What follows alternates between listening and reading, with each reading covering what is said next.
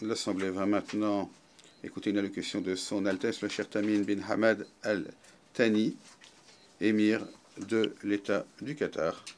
Je prie le protocole de bien vouloir accompagner Son Altesse et je l'invite à s'adresser à l'Assemblée.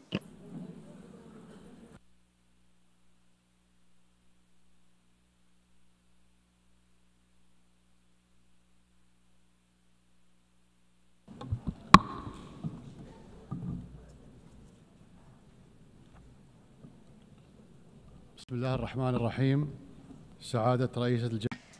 nom de Dieu, le clément, le miséricordieux, Excellence, Madame la Présidente de l'Assemblée générale, Excellence, Monsieur le Secrétaire général, que la paix de Dieu soit avec vous.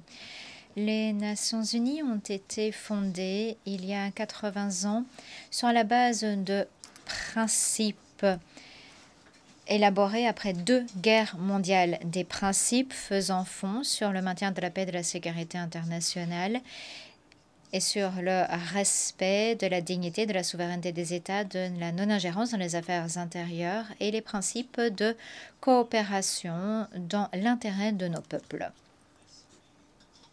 Ce qui signifie que si l'on tolère les violations, on tolère la loi de la jungle, où les auteurs d'agressions, de violations se livrent à ces agissements parce qu'ils le peuvent. Voilà le réalisme politique ramené à la possibilité d'imposer un statu quo.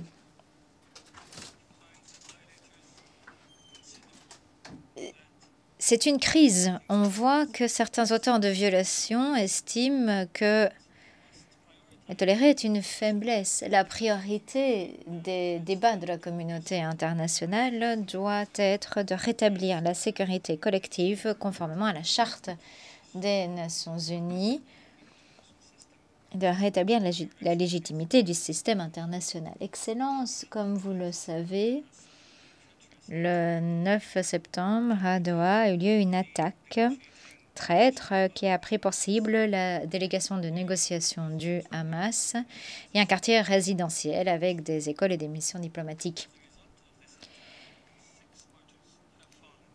6 martyrs sont tombés lors de cette attaque, notamment un ressortissant qatari, membre des forces de sécurité intérieure, et 18 personnes ont été blessées. Cette agression est une violation de notre souveraineté, une violation flagrante, injustifiée du droit international. Et le monde entier a été scandalisé par les circonstances de cet acte odieux que nous avons décrit comme terrorisme d'État. Contrairement à ce qu'affirme le Premier ministre israélien, cette attaque ne relève pas du droit légitime de s'en prendre aux auteurs d'actes terroristes. C'est un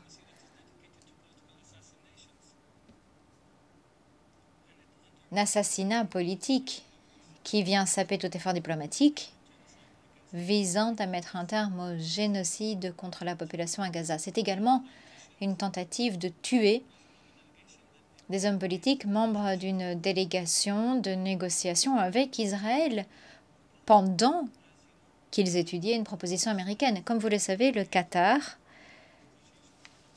en tant que médiateur, accueille des délégations du Hamas et d'Israël. La médiation qatari, en coopération avec l'Égypte et les États-Unis, a rendu possible la libération d'otages.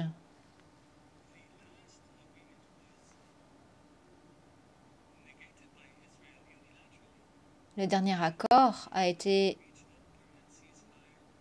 unilatéralement dénoncé par Israël, ce qui a empêché un cessez-le-feu, la libération des otages, le retrait de la bande de Gaza, l'accès humanitaire et la libération des prisonniers palestiniens.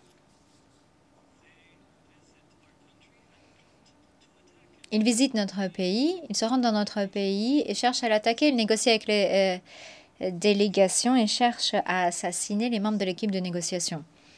Il est difficile de coopérer face à une mentalité qui ne respecte pas le minimum de coopération. C'est impossible. N'est-ce pas là la définition même d'un gouvernement voyou?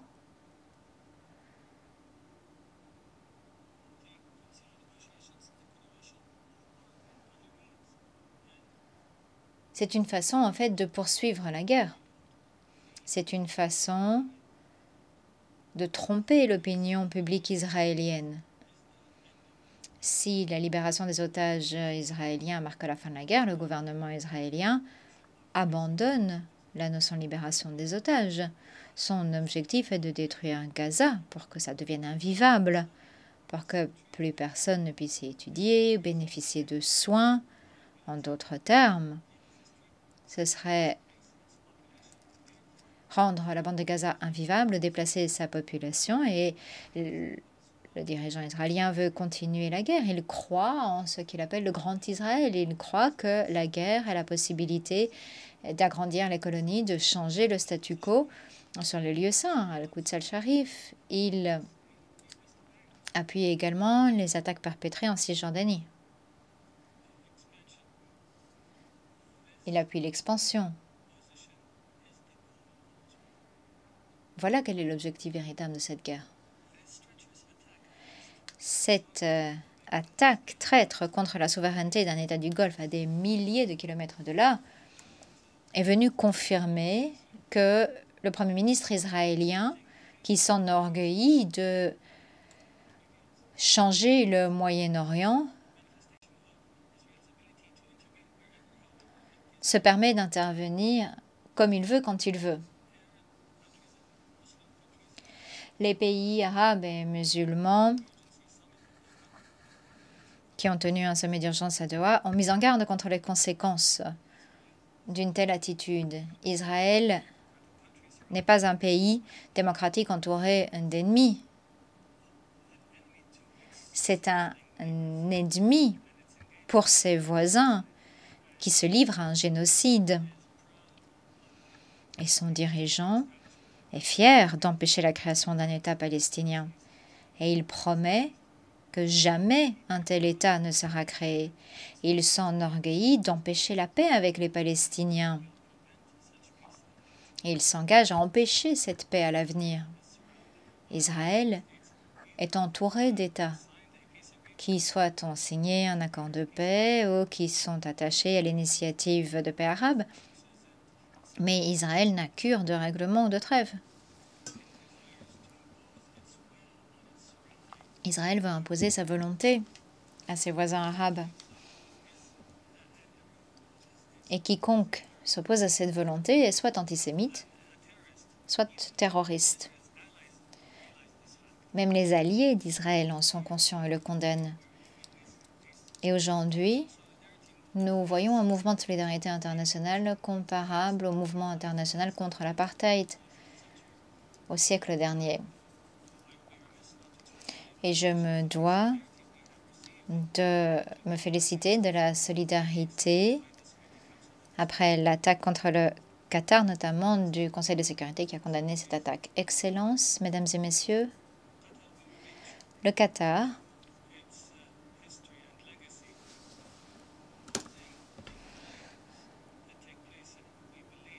rendra hommage à son héritage et son histoire et s'opposera à un crime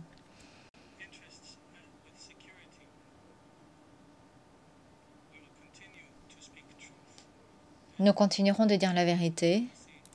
Nous aurons recours à la diplomatie quand nos ennemis, eux, choisissent les armes.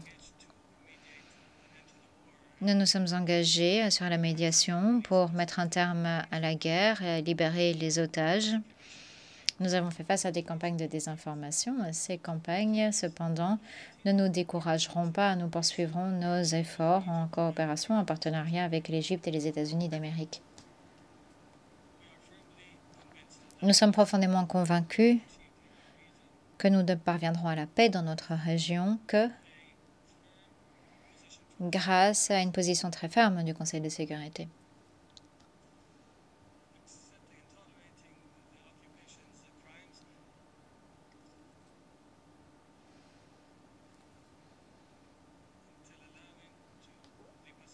L'on ne peut accepter ou tolérer le crime d'occupation, on ne peut accepter la privation de la création d'un État indépendant dans les frontières de 67 selon la solution de 2 États qui représente le consensus de la communauté internationale.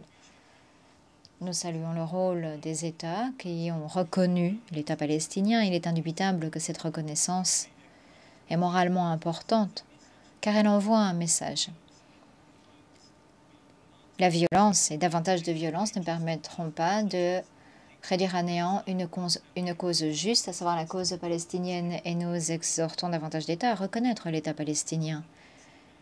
Nous sommes d'avis que l'instabilité fait fi des frontières et que le destin de l'humanité est lié. Voilà pourquoi nous avons poursuivi nos efforts diplomatiques afin de contribuer au règlement d'autres crises en Ukraine, en Afrique.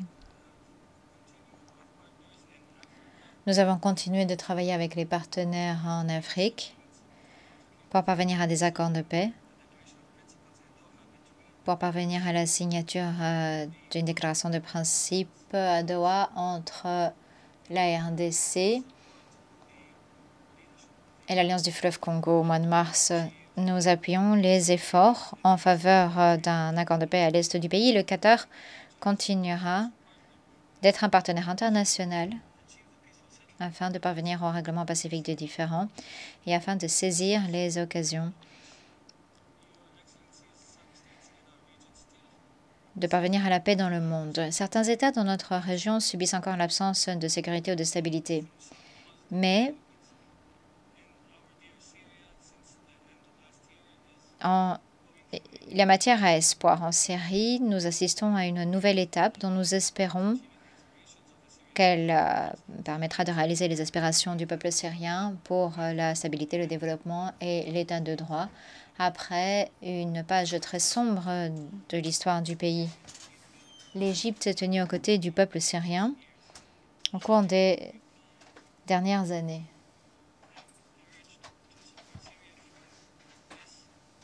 J'appelle au soutien envers la Syrie depuis cette tribune.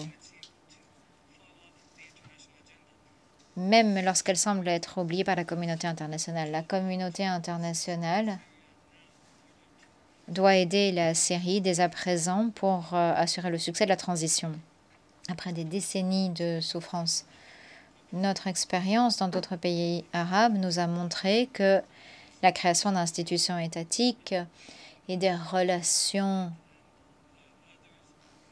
entre États doivent faire fond sur l'égalité et la stabilité intérieure dans le respect de la diversité. Ce sont des questions absolument cruciales à ce stade. Le Qatar ne ménagera aucun effort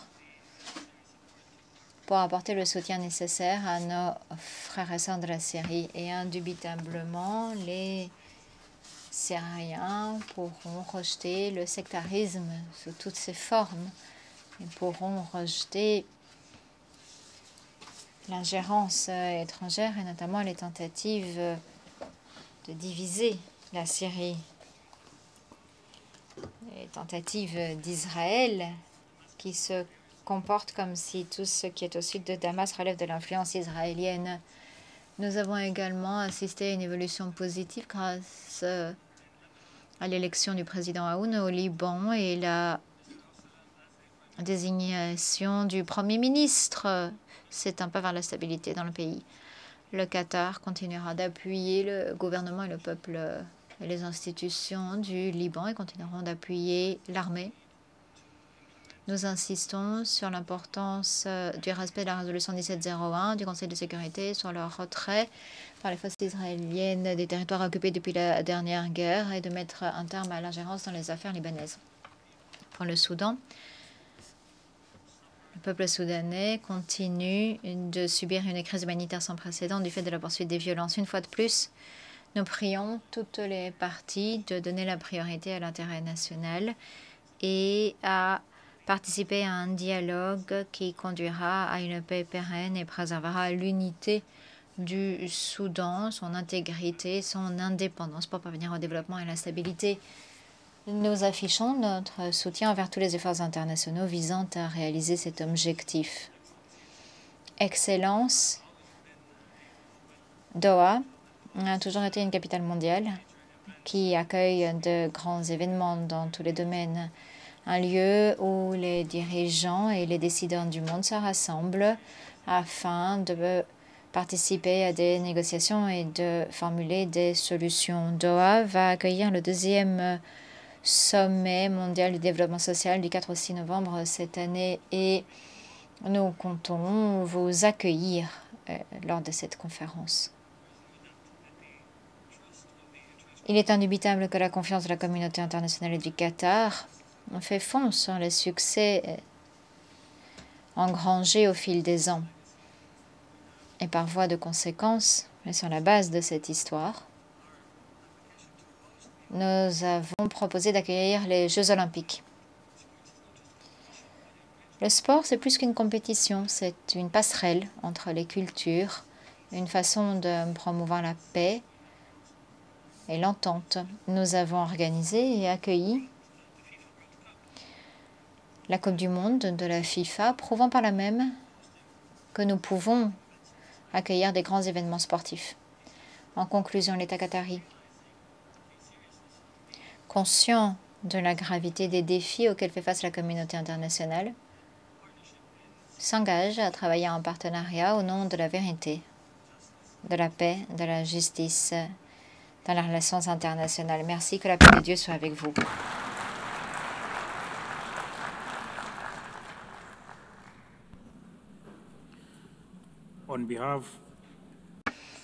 Au nom de l'Assemblée, je remercie l'émir de l'État du Qatar.